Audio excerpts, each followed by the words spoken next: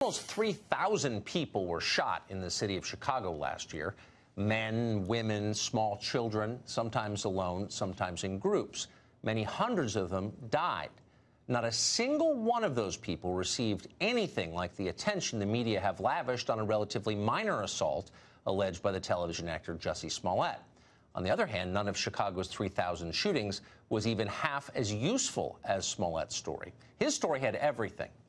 The national media long ago gave up the pretense of gathering news. Journalism is now explicitly a political job. The point of it is to enforce cultural orthodoxies and punish enemies. Jussie Smollett was the perfect vehicle for both of those things. Journalists pretended to be horrified as they recounted what he said happened to him, but secretly, they were thrilled. There are many indications of a hate crime here. They are looking for two suspects who were apparently wearing Make America Great Again hats, though that has not yet been officially confirmed. We don't know what happened to Jussie, but what we do know is that racism is alive and well in this country. There is real evidence of people who have done these crimes who cite that the president has inspired them. The fact that they reportedly said this is MAGA country adds to sort of the atmosphere of menace that African Americans in particular and people of color in general have felt since the advent of the Trump administration. And the media has really cast so much doubt on his story, which I find so personally offensive, that a gay black man is targeted and then suddenly he becomes the victim of people's disbelief. Why? It's so outrageous to me. He said his attackers hurled racial and homophobic slurs at him. And this is America in 2019. This is America in 2019. To the national media, Smollett's story was the perfect metaphor for the Trump era. It was also, pretty clearly, a total crock. Smollett's account began to fall apart within hours. After a series of leaks from the obviously skeptical Chicago Police Department, Smollett's handlers paired him with a network anchor they could rely on to launder the hoax. In the end, Smollett sat for 16.5 minutes with Robin Roberts of Good Morning America.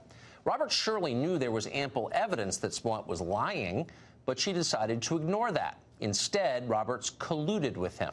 She nodded empathetically as Smollett wept on camera. She asked no significant follow-up questions. The two parted like old friends. Both Smollett and Roberts turned out to be talented actors. Check out their performance on YouTube before it's scrubbed. You'll never watch ABC News again. Virtually every word they utter is dishonest. Smollett began by explaining that the men who attacked him were not muggers. They didn't want money. They assaulted him purely because of his identity as a gay black Democrat. People like Jussie Smollett aren't allowed to live in Donald Trump's America. That was the message of the attackers. This is MAGA country, they screamed. They were referring, of course, to Chicago, a city where 88% of the population voted against Donald Trump. As a crime story, it didn't make a lot of sense. And when skeptics on the internet raised basic questions about his story, Smollett attacked them as racist. If I had said it was a Muslim or Mexican or someone black, I feel like the doubters would have supported me a lot more. And that says a lot about the place that we are in our country right now. The fact that we have these fear mongers, these people that are trying to separate us, and it's just not okay. What you just heard is a near-perfect inversion of the truth. As Smollett himself might have put it, who exactly is the fear mongrel here? Who is dividing us? And who exactly is the victim in all of this? Well, Smollett claims that he's the victim. He tells us that he represents the most despised and unfashionable groups in America. That's why bigots doubt his story. The rest of us nod as if this were true because we're required to do that. That's how dishonest our society has become. Everyone must lie all the time. We know the rules. We have no choice. Meanwhile, our leaders immediately jumped to the defense of this supposedly unpopular person before even hearing the evidence. Within hours, at least two presidential candidates had described what happened to Smollett as a, quote, attempted lynching. They assumed on faith that he must be telling the truth. By definition, they smeared anyone who doubted him. They called him a hero. Is this the treatment that marginalized people receive? No, hardly. Smollett isn't powerless, far from it. His power lies in pretending that he has no power.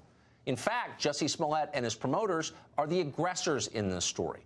They launched a calculated campaign of slander against an entire group of people who have far less wealth and far less cultural influence than they have. If there's a bias crime here, they committed it. Will anyone be held accountable for this? Don't bet on it.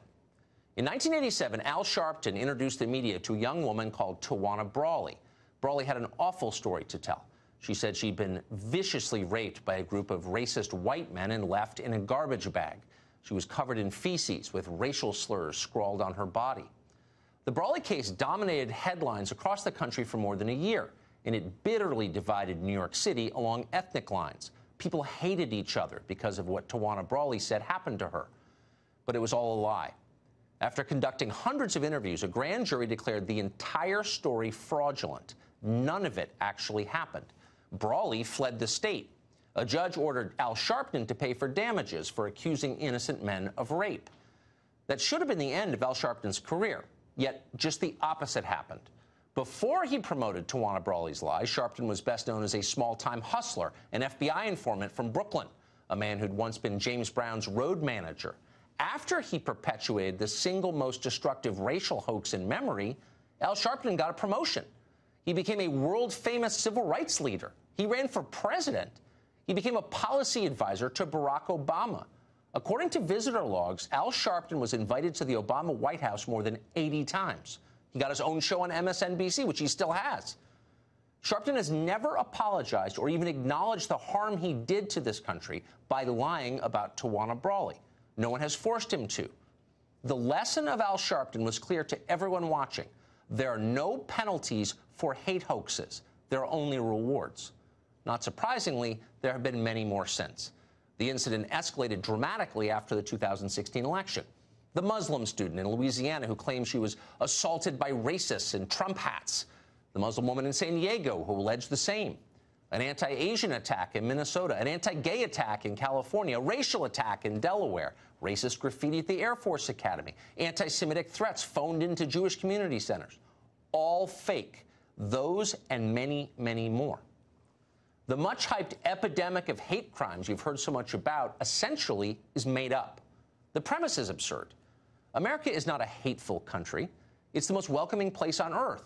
That's why, even as our children learn from their teachers what a bigoted country this is, millions continue to stream in from Africa and Latin America for a better life here. It's why we've welcomed more refugees and immigrants than any nation in history. It's why we rescued a young Ilhan Omar from a refugee camp in Kenya. We are kind people. You see it in your own life. How many violent racists do you know personally? None, probably. That's because there aren't many in America. The left has to invent them. Stoking race hatred ensures continued power for the Democratic Party.